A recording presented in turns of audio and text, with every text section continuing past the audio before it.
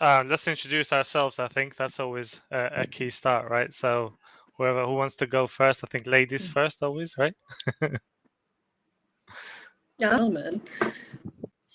My name is Washington right now. I'm the co-founder of Tech A, Web 2.5 company. We like to call ourselves. Do humanitarian aid distribution. A lot of big words to basically help donations get to the right people transparently. Mm-hmm. We do. That's what I do. Nice to meet you all. Yeah, I can go next.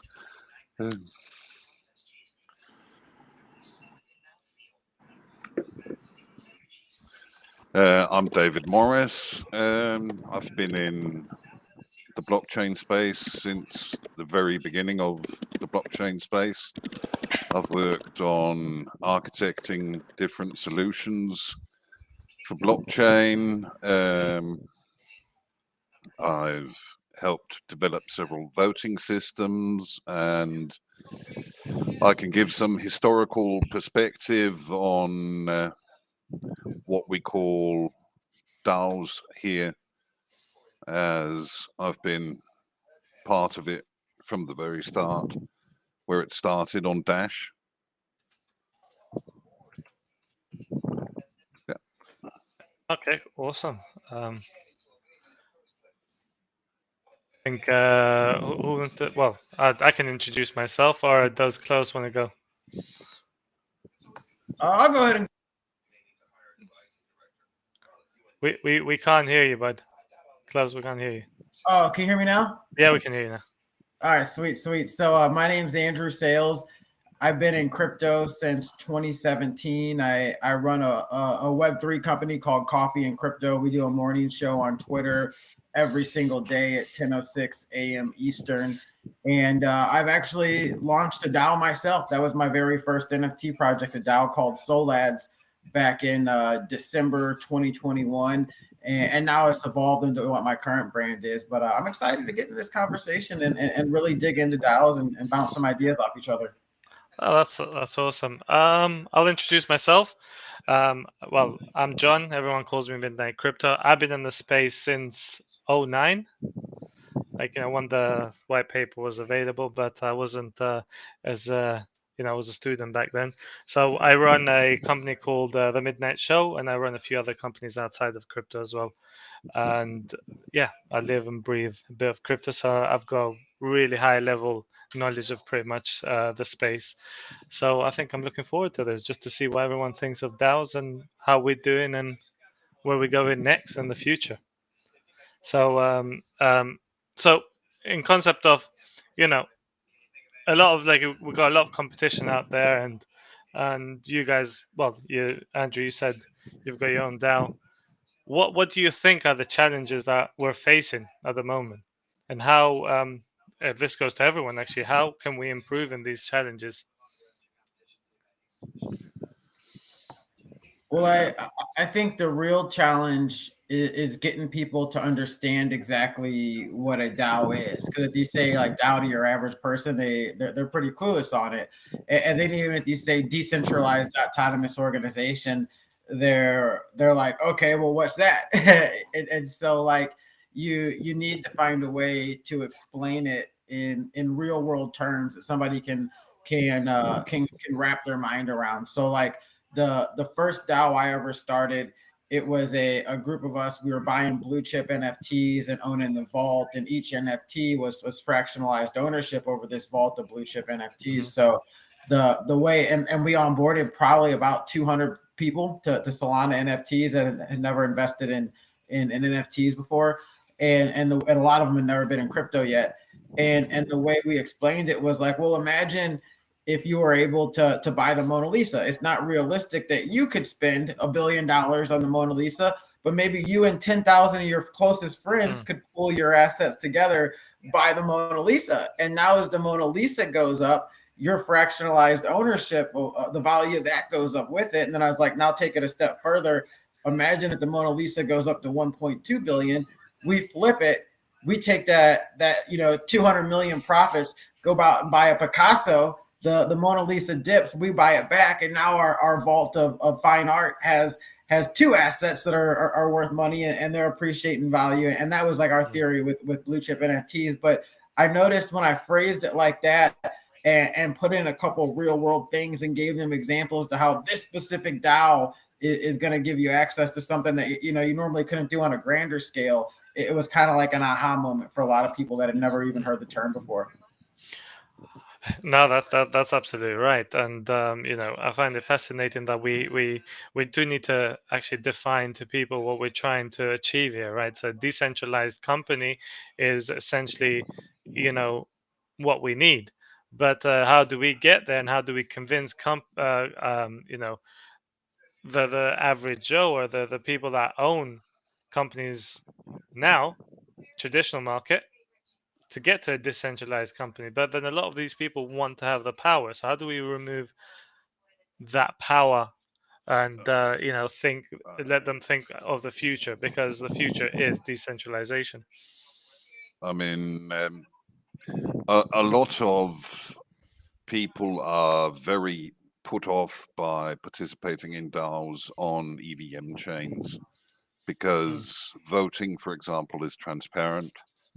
It's possible to be hung out to dry for having voted for something, having voted against something, or not having voted. For things to move forward, you need to have real, proper, private voting. Something like, for example, the Aura protocol developed by Aram Jivanyan and Ruben Yap from the Firo project, where they make use of zero knowledge proofs for voting systems. Not necessarily exclusively used in the context of DAOs, but I mean, it's nobody's business if you didn't vote, or what you voted for, or what you voted against. Because otherwise it's just another tool for peer pressure and bullying into doing this and doing that, and listen to the influencers. Yeah. And we come back to Which the same issue, right, that we had before, where the voting is manipulated. exactly. Well, it's fun. Oh, hear me okay? You keep cutting in and out, Aiden. Shoot. Okay, let's try this here. Yeah, you keep coming in and out. So the good, what I'd like to see is, I want to, my idea of a DAO really would be when we have a safe and effective way to working with like-minded people without the judgment in between of you selecting who you want, who you want to vote for, what you want to do, why you chose this route or this path. Like it's no one's concern. And I think you were right about Ethereum, but who's going to be the change? Who's going to be powerhouse of this change to get DAOs moving and be more appreciated? I mean, I think some of the first Right. people who take something like Firo's Aura protocol and implement it somewhere. It was originally designed as an option for a referendum where their project steward is from,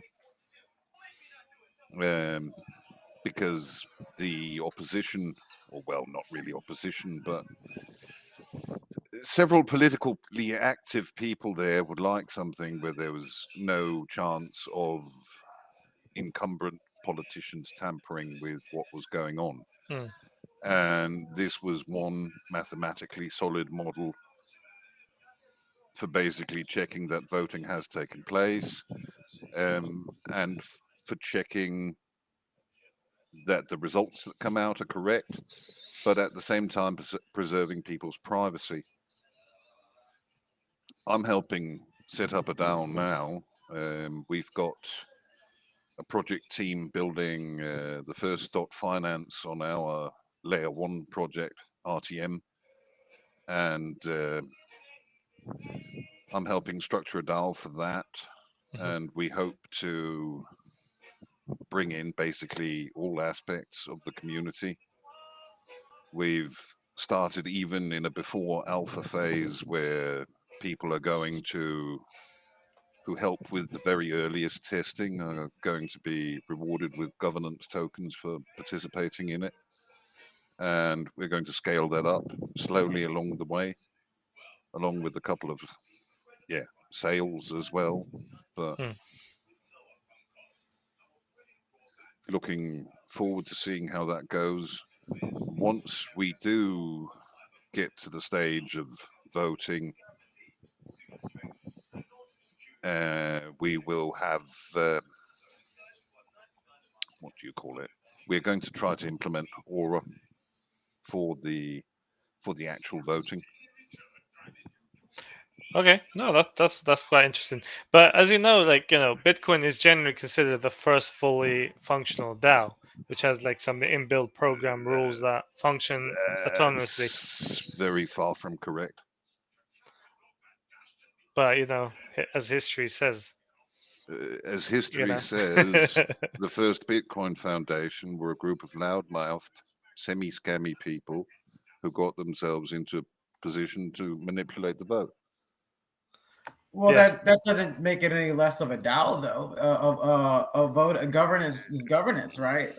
Yeah. Well, if someone has more power, if they have more influence, then that they have more influence. There's not much we can do about that. They got the votes fair and square, and people believe in a system and then voting for it. Then that's not really. It's like a democratic vote. It's like in the UK, a lot of people didn't want to vote Brexit, but then we won by a small minor vote, and then we kind of got Brexit. So we left the EU. It's the same thing. Unfortunately, it's one of these things, but it's still considered as a DAO. Or maybe I'm wrong here, but yeah. You could call it a foundation. You can't quite call it a DAO. All right, I'm gonna chip in here. Can you guys hear me okay now? Yeah, I've perfect. finagled with Yeah. things. Okay, wonderful. Yep, this is much better. Awesome. Sorry about that, everybody. So I will say, coming from, I've built many failed DAOs and some successful projects as well. So I come from a slight critical view of DAOs. But David, one of the things you said was that without private voting, it kind of leads to the fear of the masses, right?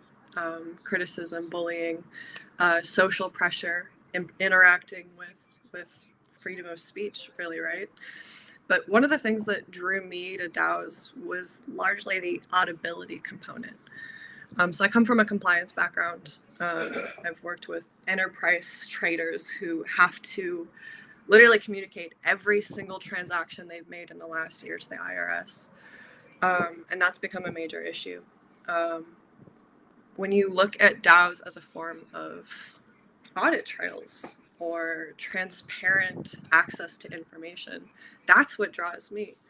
I don't think that DAOs are going to be replacing governments anytime soon, or massive corporate boards or paper voting.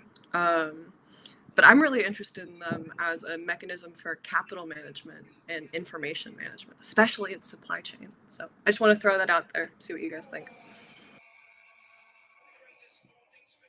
I mean, the system I mentioned is fully auditable. You just can't link it to individual participants. But the question is here: how do these? So, like, say I've gotten I've voted, and I'm doing it through Bit. I'm just going to use Bitcoin as an example here. How are they going to know my address unless I've made it public? You'd use a zero knowledge proof. Zero knowledge proof is basically a cryptographical function where you can prove that something has occurred without direct proof of it occurring. Mhm. They can choose to let you in and see them creating the transaction or something like that with a view key, sure. But that shouldn't really have to happen if there is an irrefutable proof of it having happened without that step. What if I use a privacy token? How are they going to prove it then? If we're going to What do do you it through mean by from private? Monero, if you're going to vote, say, using Monero, it's a privacy token, and Monero is useless for this, and they don't use zero knowledge proofs. They use a system for basically distributing a lot of fake transactions on their own network, so you can't see what's what. okay. Which is completely different from, for example, how Zcash or Firo or Komodo or someone like that, they use ZK snarks or versions of ZK snarks in Firo's case, which are technically a much better solution for something like this. It's auditable. You can prove that the supply hasn't changed. You can prove that something has moved from point A to point B, but you are not. It's there is control of the proof. For example, you would have to take your view key and show me that you have sent some coins to an address I designated earlier. I wouldn't be able to see where those coins came from. I'd just be able to verify that they came in and they're the correct type. Okay, because there's like obviously that we've got all these top, decent these DAOs at the moment that have, and you got MKR, and what makes them different to the others, amongst each other? Because you said some have loopholes to remove privacy, but how do we? Because I'm quite interested in this, because I like the freedom of speech, the freedom of voting. I don't want anyone to say to me, why did you vote this politician, or why did you do this? I just don't see, why is there It's consent, right? nobody else's Yeah, business. yeah. So Well, who's going to take over? Or who's going to be the pioneer? Sorry about that. The baby's just crying. Well, on a political level, I think blockchain voting is pretty easy to implement, and it doesn't even have to be called a DAO, right? It just would be blockchain voting, and really all you would have is everybody, each citizen would have like an ID, which will for friendly Web 2 terms we'll call it an ID, but in Web 3 terms it would be a wallet. And you go on, you place your vote. You can see on the blockchain that this wallet voted this way, but you don't know who owns what wallet. So you still have your privacy there. And then you could even have it with smart contracts to where when you die, your death certificate is automatically updated on the blockchain, and that wallet's ID is revoked from voting. So like I think it's pretty easy to implement and make private on a national level. But I mean, what you just described here, the government who issue you with that wallet would still know who owns it. Well, yeah, I mean, Unless you are using some form of privacy in the issuance of the wallet. I mean, you don't really have the rights you are constitutionally guaranteed to have unless you have the rights to exercise them without oversight. No, I agree. But like you said, I think you could still have it issued, privately, to where you don't know who's tracked to what or anything along those lines. And from there, it's pretty easy to manage in the long term. And then even the death certificate could be a soul bound token, to where you don't know who that specific person ties to until that ID is taken out of the system. I'd like to kind of point out a nuance that David just brought up, which was that you don't have a right if you don't have access to it, which I think is really interesting and poignant right now. One of the reasons, so TechAid, our company, when we originally envisioned it, was very much a DAO structure. It was about having the ability to visibly track donations.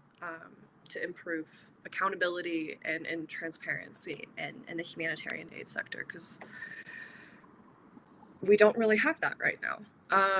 But one of the major issues I had long term as I kept trying to make this work was that access was poor to the technology, and the user experience was nowhere near where it should be to implement this with non-digital native people. And so to me, I'm like, all right, well, I love the vision of democratic voting. I love the vision of DAOs, right? But at the same time, if I have to understand an emerging technology at its core to be able to use it, then is that really accessible? In many ways, no. In many ways, not at all. I remember the problems I had learning CLI interface for Bitcoin before there was a GUI for it. It was awful, downright awful, to put it mildly. And I mean, you can also go too far, because you've got a lot of users today who willy-nilly get into crypto. MetaMask makes it too easy to run a wallet. MetaMask puts the wallet in an awful position inside a browser, which is a very vulnerable position from a technical perspective. And a lot of people lose money because of it.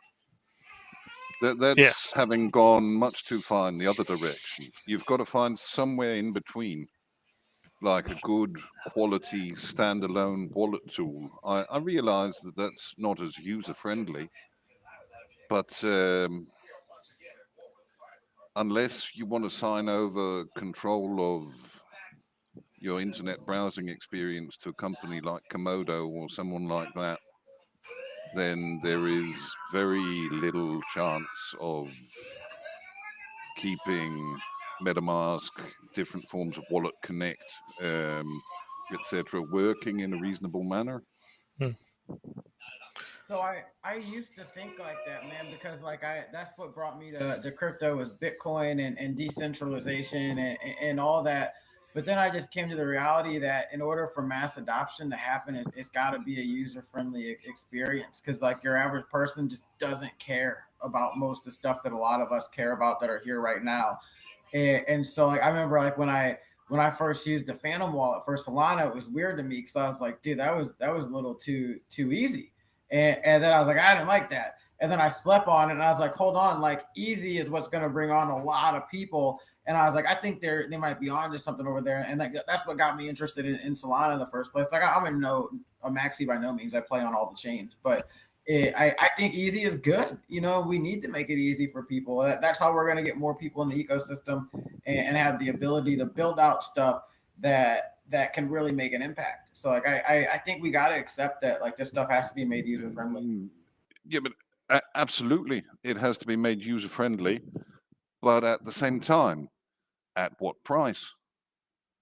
Because what kind of a percentage of the users at the moment end up with a positive experience, with a net positive experience? Out of 10 users, 2 or 3 maybe. We need to hit 5, 6, 7, 8. Then we can actually start talking about growth.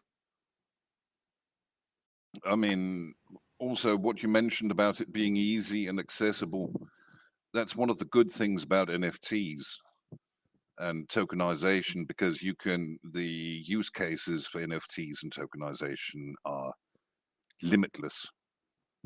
You can do stuff like publish traceability information, you can publish quality certificates, you can publish all kinds of things on chain. You can get people to buy into that and use that as a driver to understand and learn about technology. But going from where the space is now to mass adoption is not going to happen. It's pie in the sky. But if we focus on things like tokenization, making tokenization easy, not having to use a smart contract to issue a token, being able to issue a token on the protocol layer inside your wallet. You can view your NFTs inside your wallet on your desktop. You can add them to different web platforms as you want, but the keys are controlled from your desktop wallet. Then we'll have come a long way. We'll have come a very long way. I mean, the economy at the moment is in the dumps pretty much globally. 100% agree with that, and I mean it's very difficult for us to steer it in the right direction because our voice are still we're still not being heard essentially. We can't go out and ask people to accept crypto as a payment because it comes with compliance issues, as what Aiden mentioned earlier. We can go out and ask people, hey, look, I've got this really cool web form. You pay $3 for filling in this web form. Yeah. I will make you a token on my blockchain, and you can put a QR code that links directly to that on your product. You can get people to do that and to take that risk and move towards and forwards with that now. But the whole payments and mass adoption, etc., it's got to be driven by something usable and tangible. And payments are a very ethereal thing. They're a huge investment for people to get into, both in terms of time, energy, resources, and a small business who accepts ETH payments on MetaMask and then gets hacked. How happy are they going to be? Oh, They're going to undo all the good.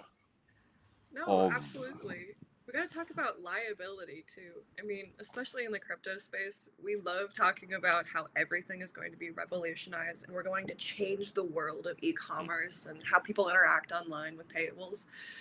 But then we don't talk about where the liability goes, right? In traditional investment, there are compliance laws, there's a regulation, there's gateways to access for those things, specifically because people don't understand the liability and risk that they're taking on when they interact with traditional investments. And so I'm curious because, I walked into this being like, yeah, we need access, we need better user interface.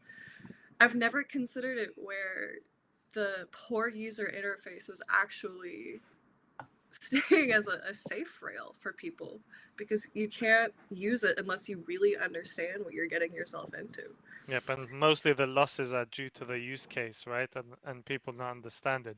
So the biggest issue that we've had when we're educating users is, they go into say honeypot project, but they didn't understand what they're getting into. It just sounded so good, and the only reason they go into crypto was because their friends did 1000x.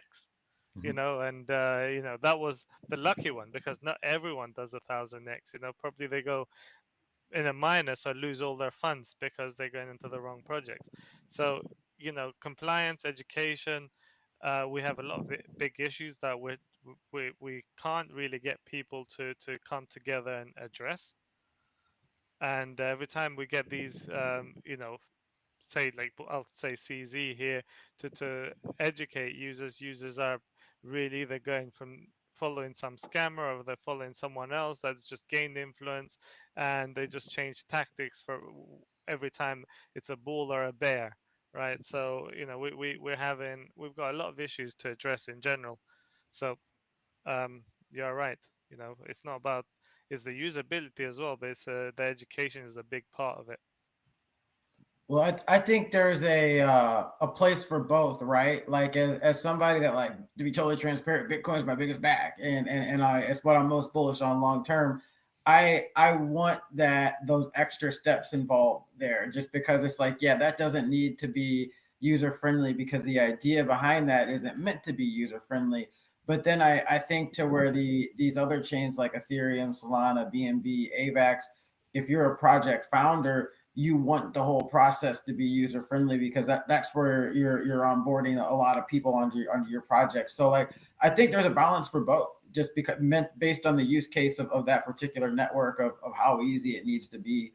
I do think that education is crucial, right? Like and that's the only way to get working towards mass adoption is really just educate people, make them feel comfortable, because even what we consider friendly user interface really isn't friendly to your average person.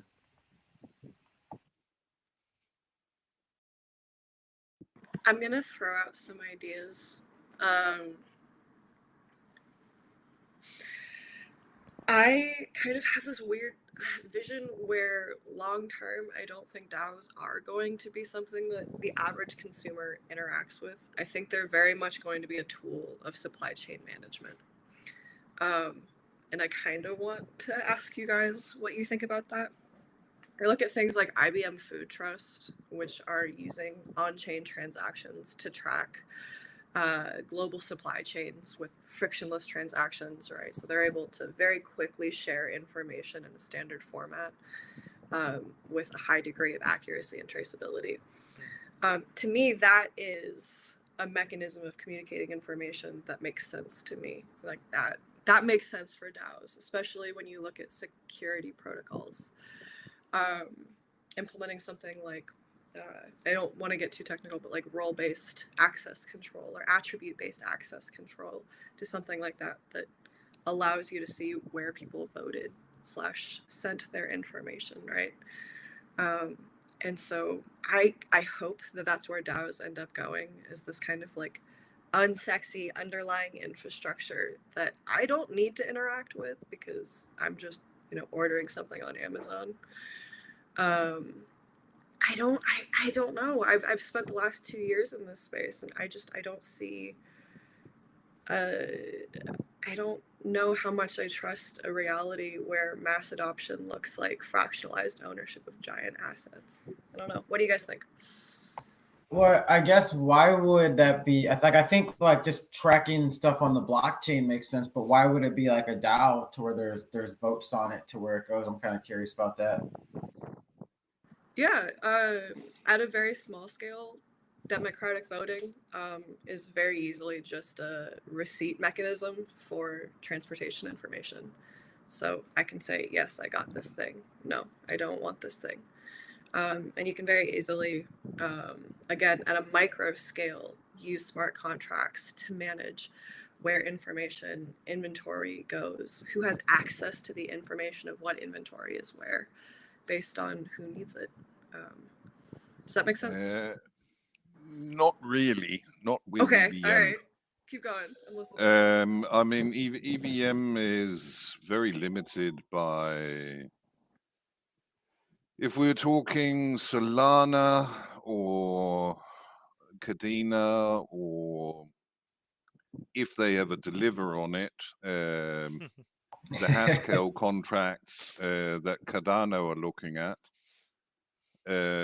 Solidity is not sufficiently developed to be something that you rely on.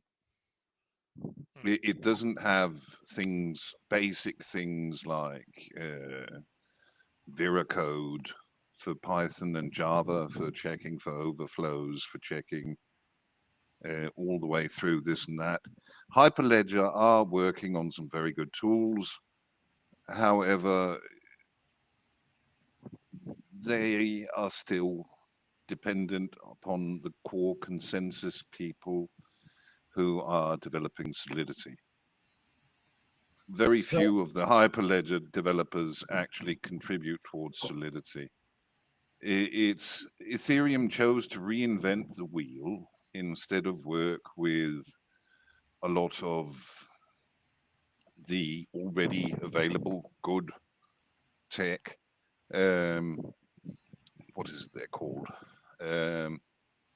They're either Cosmos or Atom. I can't remember if they're the same thing. Cosmos but they are and Atom, using same thing. Oh, okay. Yeah. Good. They're using WASM, which is WebAssembly Java engines essentially to replace. They can do so much more, and they can do it a lot more securely. There's things like Apache Spark, which is what we're going to be using for contracting. which already functions as distributed global apps on the backbone of the internet at the moment, stuff like Twitter. They run using Apache Spark. Everybody got very enamored with Solidity and EVM, Yeah. but it's been nothing but problems, really, the whole way since then. How many billion were lost this week to hacks and exploits? Yeah, well, quite a few. But we're starting to close. We're starting to wind down now because we're on time. But if we can actually add a few things, like just to close the session off. I think Cosmos is doing very well because it's actually utilizing both Hyperledger and Ethereum's EVM technology. So it's kind of like hybrid in hybrid mode. So I'm not sure how they're gonna do in the future, but it's nice that you mentioned Cosmos because I'm quite bullish on their tech and how they're working. But anyway, you guys just have a few minutes or a minute or so to just to let's close this up, wrap it up, and then thank you for being here. Okay. So, yeah, David, yeah, you can just say. Okay. Well, I think that DAOs, the first DAOs that implement private voting, are going to have a real solid future ahead of them. And I mean, it depends on the purpose of the DAO has to match the actual use case for it. I don't think fractionalized ownership is a good use case for a DAO. I think that regular tokenization can accomplish the same thing and can do so a lot better because you'll be in direct conflict with a lot of US securities laws if you do fractionalized ownership as a DAO, not just US ones, but European ones as well. I mean, some of the things I'm planning on doing, we're going to shut out the EU and the US because it's not worth dealing with the hassle. Something that I'll discuss with you, I think, after this call. I'm quite interested to know what you're actually doing. Um, who wants to go next? Because we've got a few, like, couple of minutes left, and then let's just hear everyone's thoughts, just the closing statements of what a DAO is, and we leave everyone with a bit of thinking once we finish this call.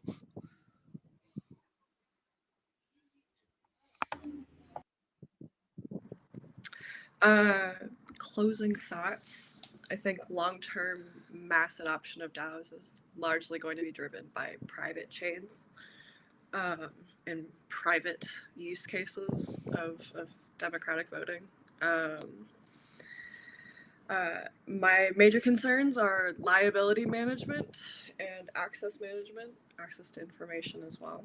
I think DAOs are not going to look like what they currently look like in 10 years. I'm really excited to see where they go. I am confused and excited to see where this technology goes. I think I'll leave it at that. That's amazing. Andrew? Yeah, so I'm excited about DAOs in general. I think probably one of the best, most common use cases we'll see is something we didn't even talk about, but businesses actually being ran as DAOs. It'll be essentially co-ops to where you'll have your ownership. You're probably even work in the business, this or that, but they'll be voting on the direction of it. So I think that'll be one. If you ever want to interact with the DAO in the space, my project Coffee and Crypto, we're always doing a morning show at 10:06 a.m. Eastern on Twitter. So check us out, and we do a few things DAO wise and Web3 wise. Awesome. Looking forward to speaking to you after this.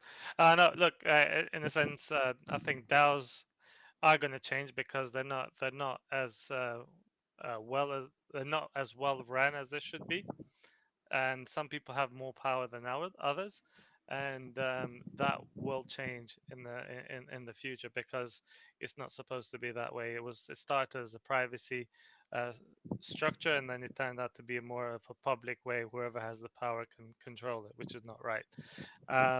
but like Edwin said, can't wait to see what the future brings.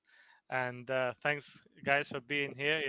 Hopefully next session we can elaborate a little bit more on what DAOs bring. Thank you so much, guys. Yeah. Have a good Thank one. you. Thanks, Thank you, guys.